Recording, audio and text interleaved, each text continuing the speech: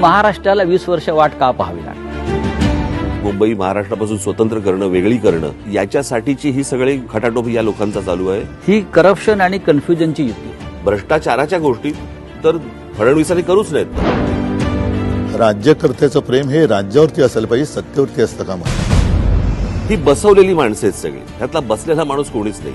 आणि बसवलेला जो माणूस असतो ना, तो फक्त धन्याचा ऐकतो. मालक एक मुंबईकर म्हणून मी आज जेव्हा घरातनं बाहेर पडतो ना, खरं सांगू तर मला लाज वाटते.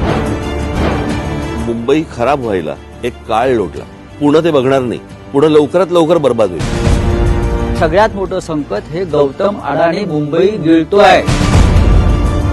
बाहेर पडलो तर जिथे मला 10 मिनिटं लागत होती तिथे आज मला 1 तास लागतो. काही गोष्टींकडे राजकीय पक्ष म्हणून न बघता मला असं वाटतं राज्य म्हणून पाहणं गरजेचं आहे. दुर्दैवाने मी असं म्हणेन की आजचे राज्यकर्ते हे मुंबईकर नाहीयेत.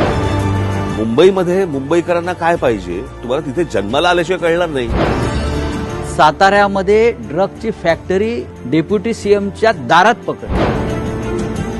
लोकांनी जर समजा मतदानातनं राग व्यक्त नाही केला तर मला असं वाटतं की ते मग आपण म्हणतो ना नंतर की ते राजानं मारलं काय आणि पावसानं झोडलं काय, तक्रार कोणाकडे करायची? तुमच्याकडे करणार लोक तक्रार. म्हणजे आमच्याकडे फक्त तक्रार, मतं नाही. आता हे जिथे निर्विवाद आलेत, कोणीच नाही, त्यांनी कसं दाखवायचं काळं बोटावर? वाटलेल्या नोटांमुळे झालेला वाटलेल्या नोटांमुळे झालेला प्रॉब्लेम आहे. त्याच्यामुळे नोटाचा पण अधिकार गेला.